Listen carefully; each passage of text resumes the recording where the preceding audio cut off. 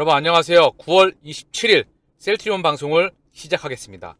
오늘 코스피가 0.13, 강보합 코스닥이 0.83 상승 마감했어요. 그동안의 낙폭이 워낙 컸기 때문에 일시적으로 기술적 반등이 살짝 나오고 있는 모습입니다. 셀트리온이 오늘 0.61 상승, 헬스케어가 1.27, 제약이 0.66 상승으로 마감했습니다. 자, 셀트리온도 강보합권에서 끝났고요. 시장 이슈를 보게 되면은요, 아시아 증시가 반발 매수대에도 경기 침체 우려가 된다. 제한적 상승, 눈치를 보고 있고요. 시장에 힘이 없습니다. 시장에 힘이 없는 이유는 연준이 수도꼭지를 잠갔기 때문에 전 세계 자금 C가 말라 있는 거죠. 마켓뷰를 보게 되면 코스피 5거래일 만에 상승 마감하였다. 그러나 현재 시장에 힘이 없다. 환율 10원가량 내려서 1420원대 하락. 아직도 환율은 크게 요동치고 있습니다. 코스닥은 장중 연저점 경신 후 소폭 회복. 아직 갈 길이 멀고요. 중요한 건 물가가 중요하다. 물가가 정해져야 연준의 스탠스가 바뀔 수가 있다. 연준의 스탠스가 바뀌게 된다면 달러 인덱스의 가격이 꺾일 수가 있다. 달러 인덱스의 가격이 꺾이게 되면 어떻게 되죠? 달러 인덱스의 가격이 꺾이게 되면 원달러 환율도 꺾이게 된다. 원달러 환율이 꺾이게 되면 어떻게 되죠? 증시의 위험자산의 반등이 나온다. 다행히 유가는 지금 달러의 초강세, 경기 침체 우려라는 명분으로 인해서 그 이유도 맞습니다. 그러나 그 안에 투기적인 세력도 있고요. 중요한 건 유가가 76.71 계속 떨어지고 있어요. 70달러 아래로 떨어져서 바닥에서 기었으면 좋겠습니다. 왜냐? 유가가 지난 수년간 5년 이상 동안 40달러에서 60달러 사이를 굉장히 오랜 기간 동안 왔다 갔다 했습니다. 그렇기에 연준이 지난 12년간 물가 상승률 2%를 못 맞췄고요. 그리고 경제 성장률도 그다지 좋지 못했습니다.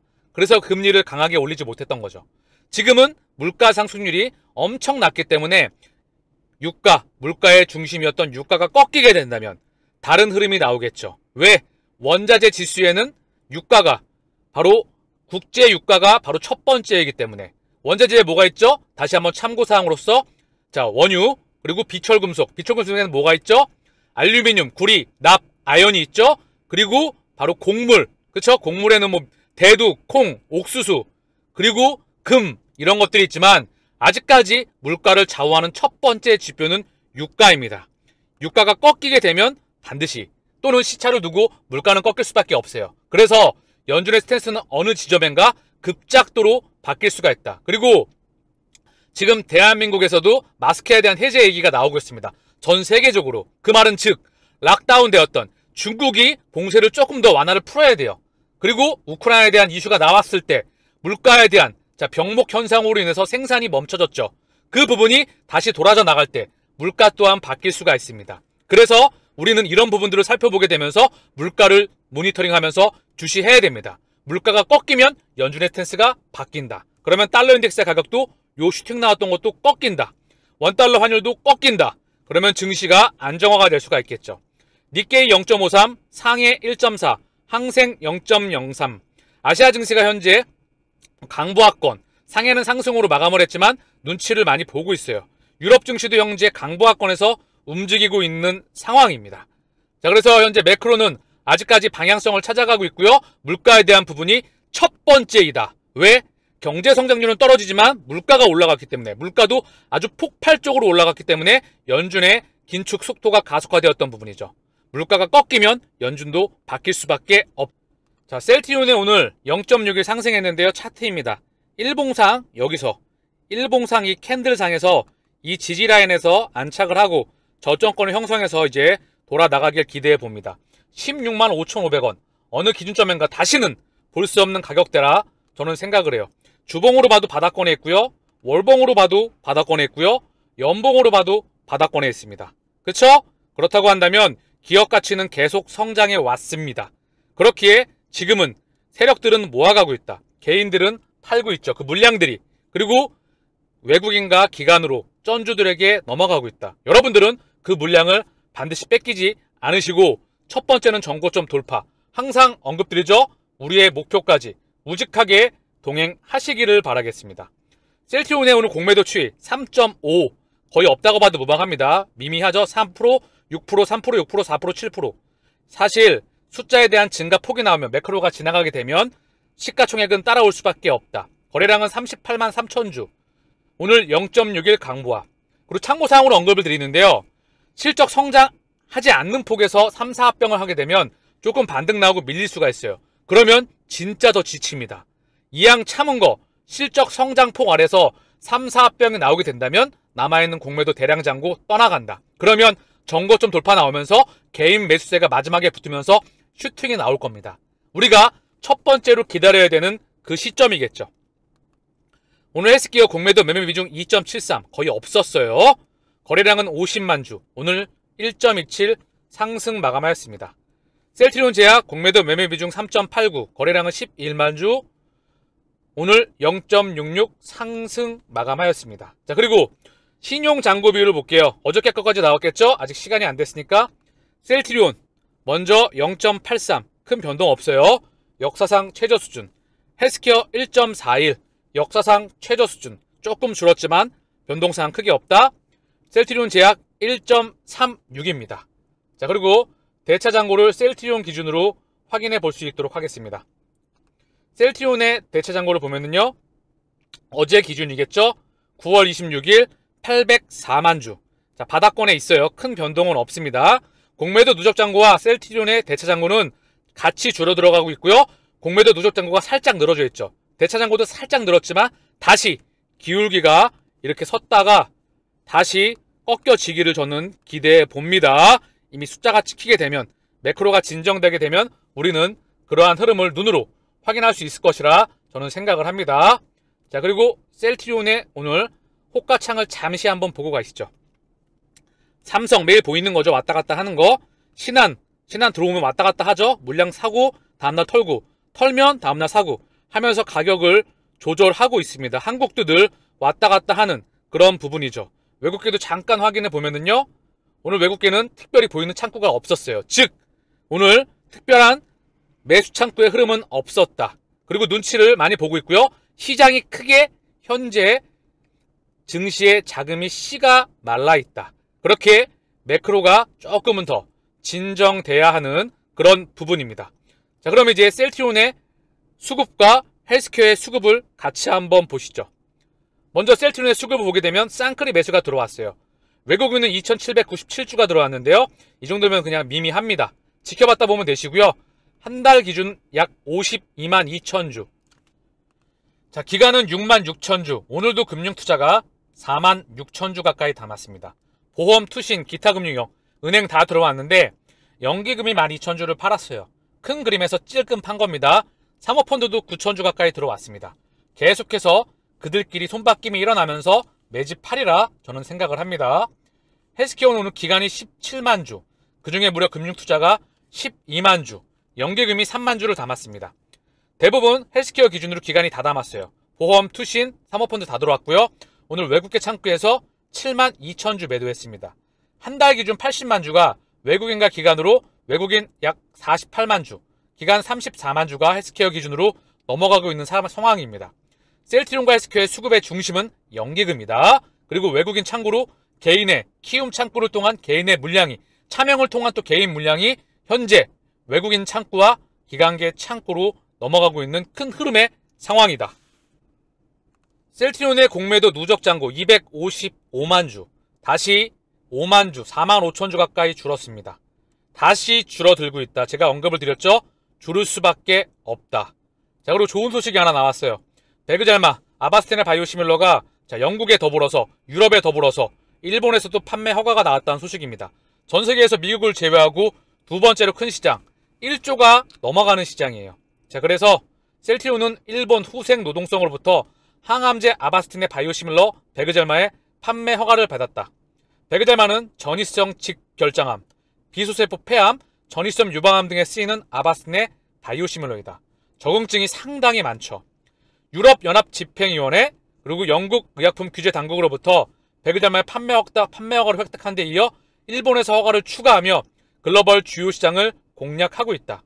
미국 FDA도 베그잘마의 판매 허가를 신청하고 결과를 기다리고 있다. 시차를 두고 나올 수밖에 없겠죠. 일본 시장은 미국 시장 다음으로 미국 시장이 약 3조 6천억 원. 자, 일본 시장은 1조 900억 원, 약 1조 1000억 원의 시장입니다.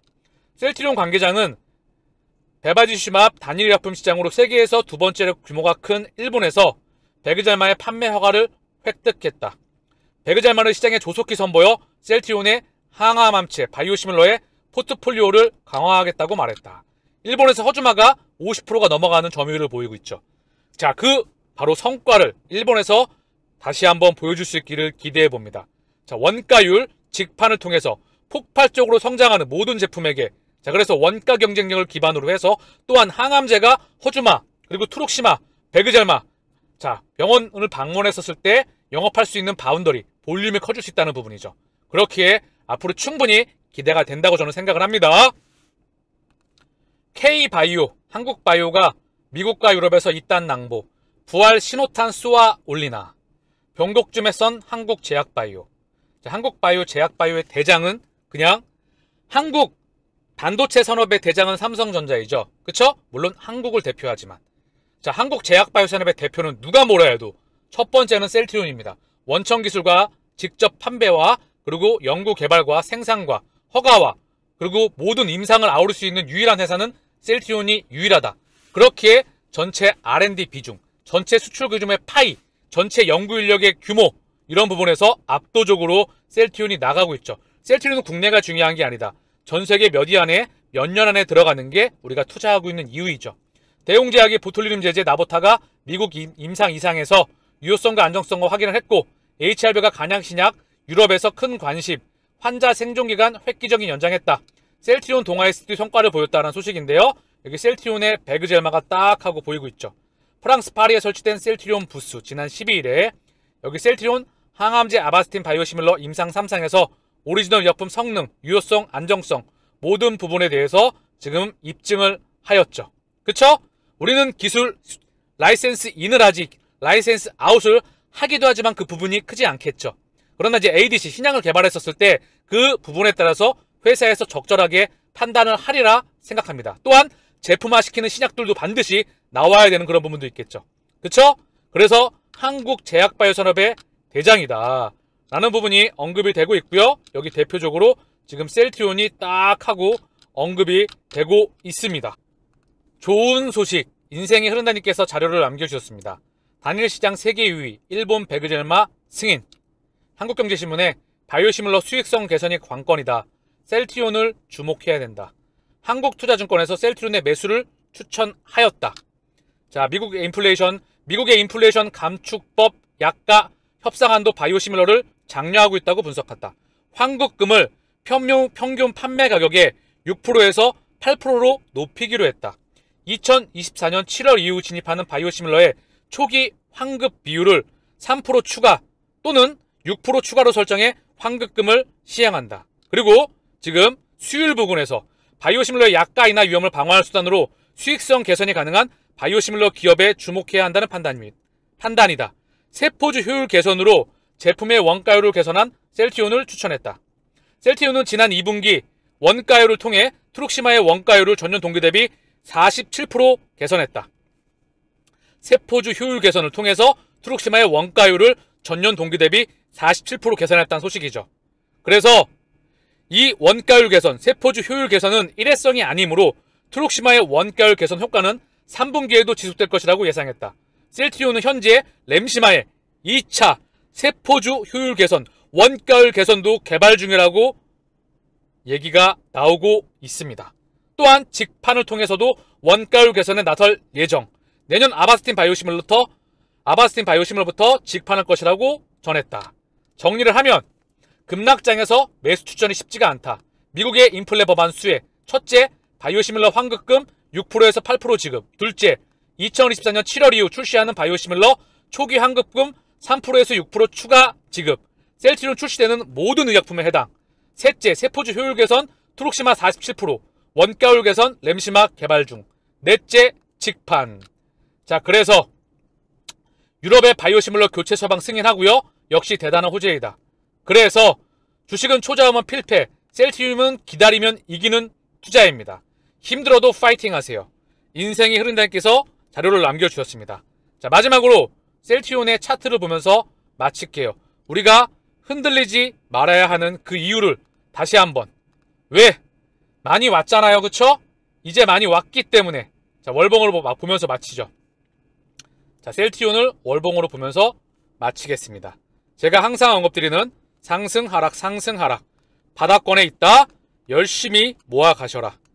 회사 가치는 2018년, 19년, 20년과 상대도 되지 않는다. 이때는 매출액이 1조대였다.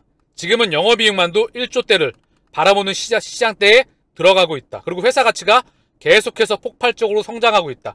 제품의 개수가 3개에서 6개를 넘어서 7개, 8개, 10개까지 확장이 되고 있다. 직판으로 가고 있다. 그리고 현재 유럽에서도 계속해서 쏟아지는 호재 소식들과 에너지가 응축되면 수급으로서도 큰 흐름에서 바뀌어나가고 있다. 그렇기에 우리는 우직하게 길을 걸어가야 됩니다. 남들을 의식할 필요 없이 100명 중에 1%, 2명 안에, 2등 안에 들어가려고 한다면 남들이 뭐라 그러던 우리는 우직하게 길을 걸어가야 되겠죠. 어차피 98명은 결과만을 바라보고 집착하기 때문에 우리가 정고점 돌파 나오면 그때 들어올 겁니다. 미친듯이 달려나갈 때. 그리고 우리가 맞았다고 하겠죠. 결국은 이길 수밖에 없는 게임. 지는 투자를 하는 게 아니죠. 자, 마치겠습니다. 감사합니다.